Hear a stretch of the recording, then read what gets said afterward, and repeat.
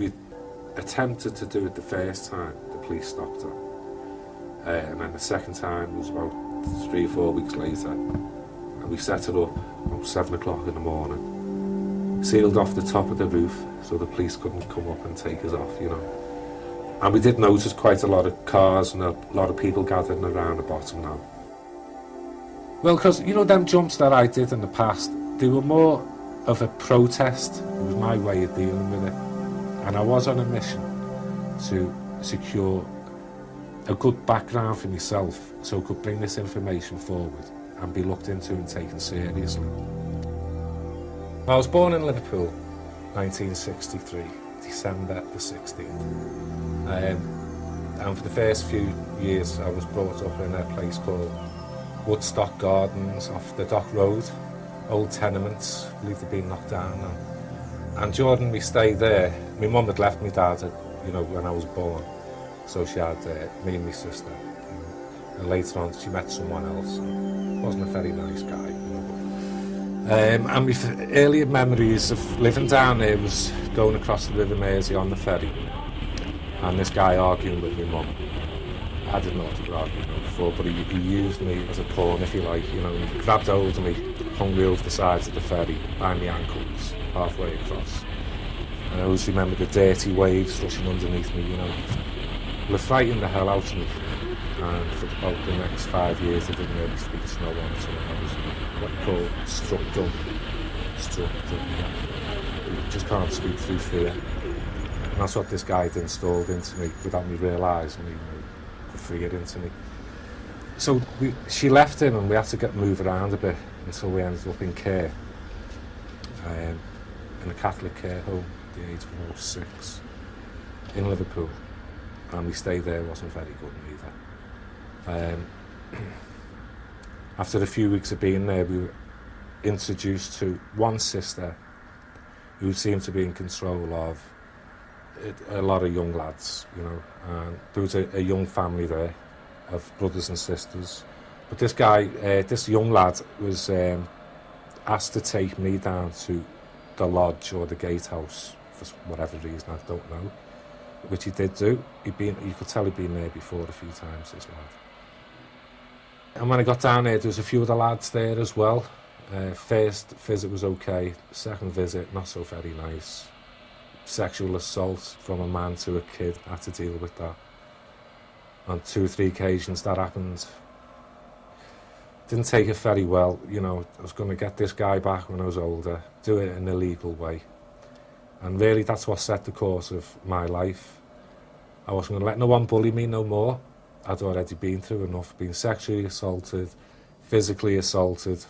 But, you know, carry those memories with me through your life as you do. You just get embarrassed. These memories, you know, I'd be going red and I'd be fighting it out, you know. Because I wanted to get him back, I felt, you know, the people were going to have to believe, because I knew I'd have a problem proving this stuff, you know, me on my own and stuff. Well, what really kick-started it as well was at the age of about 12.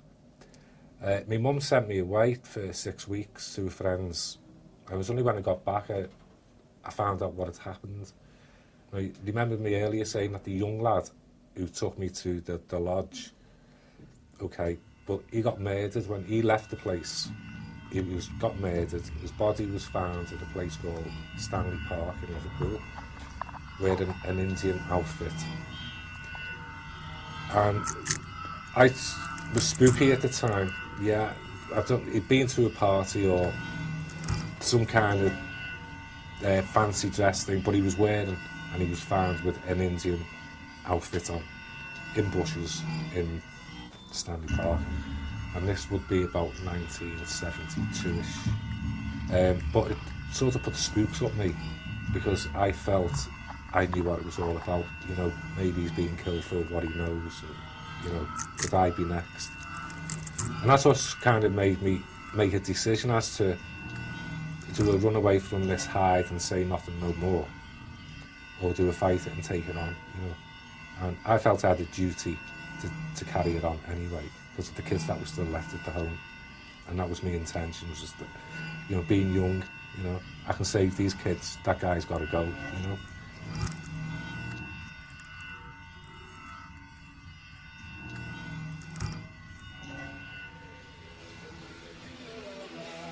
probably a weekend on Saturday, and it was probably on a programme called World of Sport. It was a national TV. Evel Knievel doing his bus jump. I thought, you know what? I could do that. I could do that. That's what I'm going to do, you know. And I set my life on that. That is what I'm going to do.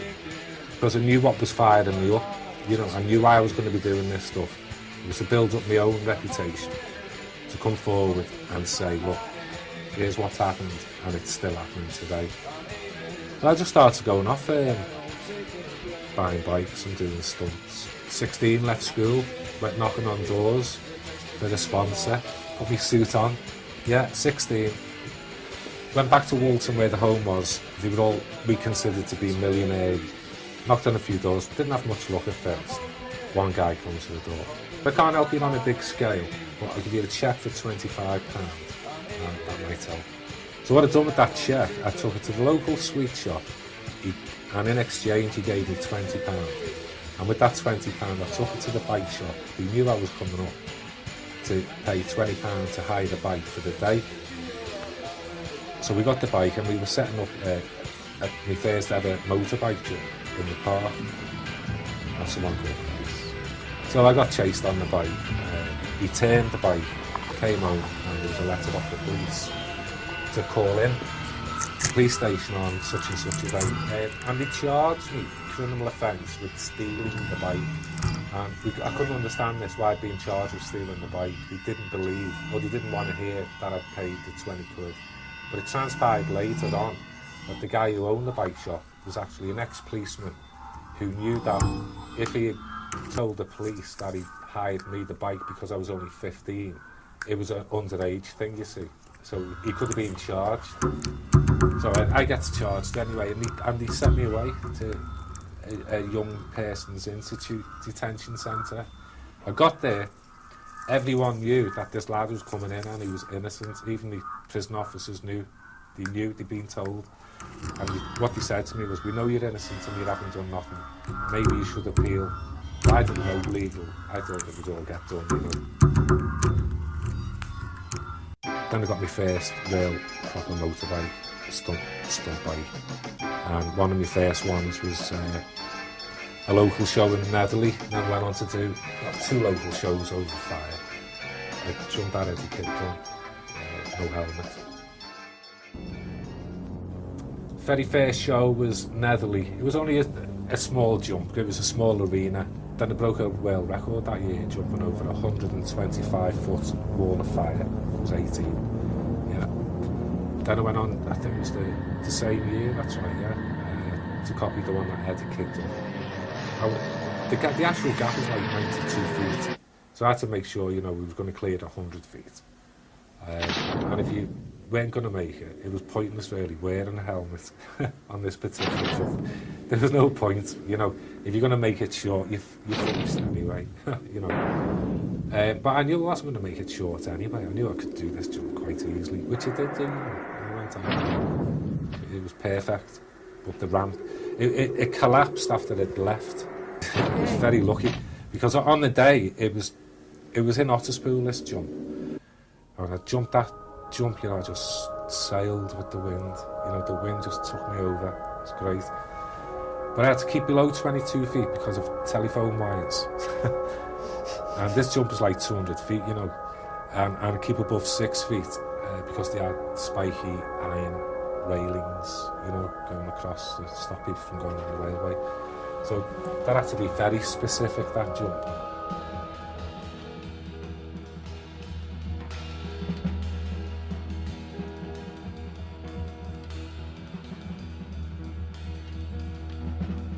Well, after doing, you know, the railway jump, which was pretty big, you're going to have to follow it up with an even bigger one. So, a bigger one. So I thought, right, what can I do? And I always fancied, you know, jumping across the 7 or 8 lanes of the motorway, you know, on a quiet day. Which is what I did. I went out and travelled up the M62 to look for the piece where I could do this, you know, this jump. And in the process of doing that, I got lost. Ended up coming back the wrong way. Ended up in a place called Netherley in Liverpool. It's on the outskirts of Liverpool. And I seen all these derelict flats, and I found the perfect setup. Yeah, all down from the ground, I could see what I had to do. So I thought, right, set my mind on this one. And we went back the next day. I got a few of the lads. We went back. We got up on the roof. We checked out what had to be done. I can jump off there. I can jump onto there. And I was thinking, hang on, if I can jump over that one, and there was 3 of them that you could do. You know, you could jump, take off one, fly over the middle one, and land onto the 3rd.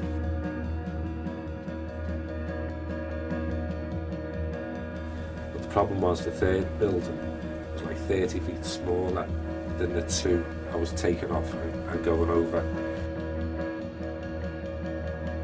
I know it's going to be big and I know it's going to be dangerous. Maybe 75% chance I'm going to get hurt. So there was the height that I'd gained plus the drop I had to take.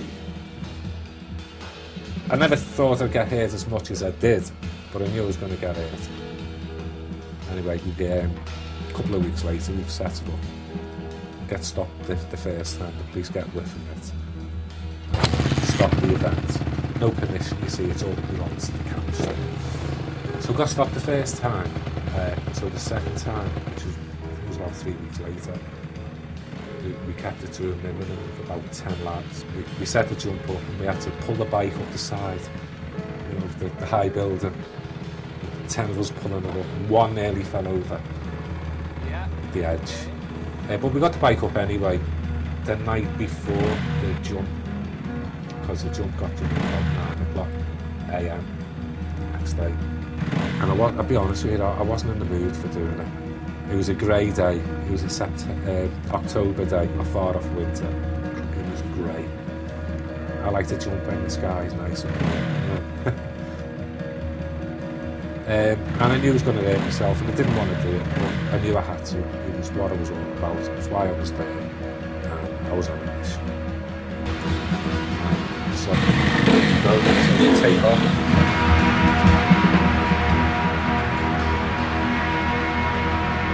Took off from a 2-foot down, 16 foot. Sees the middle building, flies over the middle building, and comes to the big drop, and we've seen it coming, you know, probably doing about 55 miles an hour, and they're doing about 75. And coming to land on that 3rd roof, it hurt. I felt my back snap through to the floor, felt like I was getting my head kicked in. If you can imagine wearing a mask, you can't see nobody, and there's like 6 guys kicking you with heavy boots on as hard as they can. That's what it felt like. It felt spooky, you know. But then at that point, you know, everything just went. No pain, no nothing. Into darkness. And it wasn't dark, you know, it was light. At the time, my wife was pregnant. She was about 5 months pregnant, having Argeline. And I could see my wife, I could see my daughter. I would guess she was probably about 8 years old. Just standing, you know, they were there. They weren't there. Then, you know, there was a voice but no sound telling me, you know, you got to go back and you got to finish off what you're meant to do. It was coming from that way, but there was no voice. But I knew that was a message, and I could see. But I was nowhere and everywhere at the same time. You know, but that's how it was, you know, and out of that, I just snapped out, and I came back into this life. I found myself giving myself CPR. The lads were doing it as well, take, you know, the helmet, the hands in my mouth. I was in terrible, terrible pain. It seemed like hours and hours before they took me off that roof, but they had to put me on a special stretcher, you know, crystal stretcher. Load me down. I knew it was going to be okay then, but I knew I'd done a lot of damage. I knew, you know, loads of ribs, me back in 4 places, ankles, wrist. And I don't know what happened to me inside, because they just felt like they'd torn off every holding and just hit the deck. I could feel everything rip away. And, you know, even at that point I knew, I thought, you know, this is it.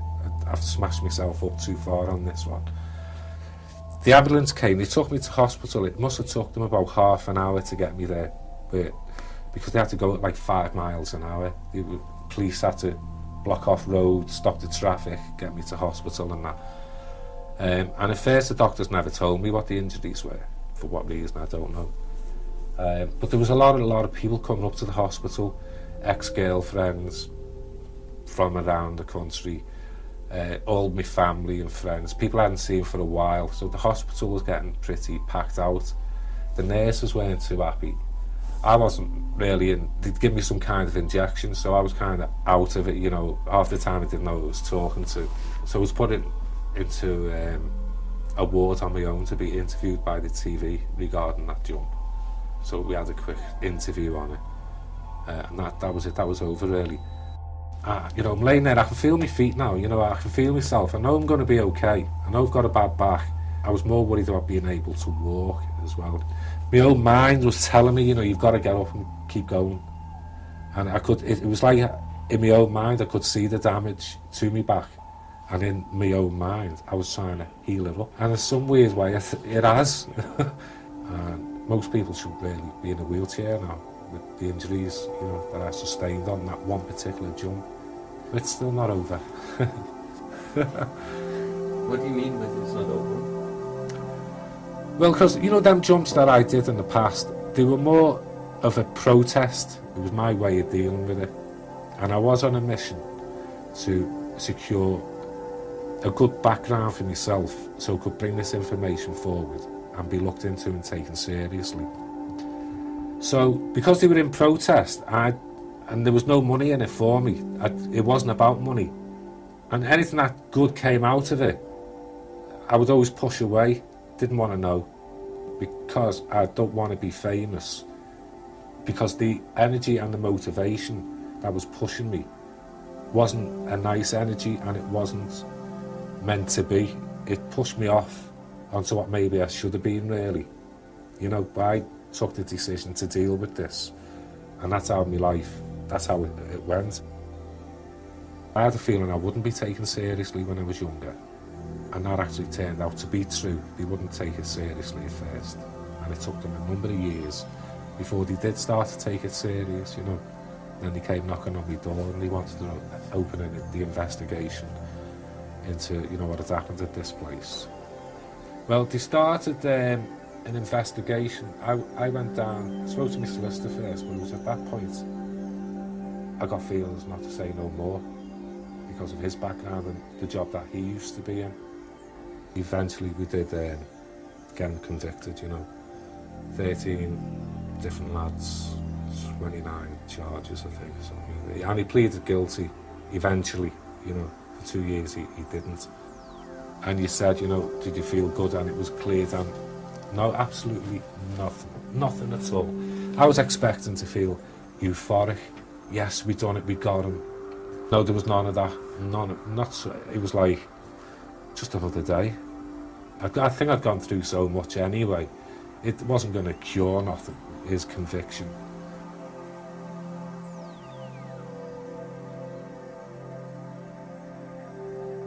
Now, when I say it's not over, because them jumps were in protest, now I've got plans on doing 2 or 3 jumps for myself, with no more protest, you know.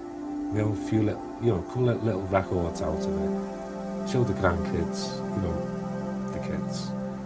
And they're just mine then, you know. Everything else before that didn't really matter because it was in protest.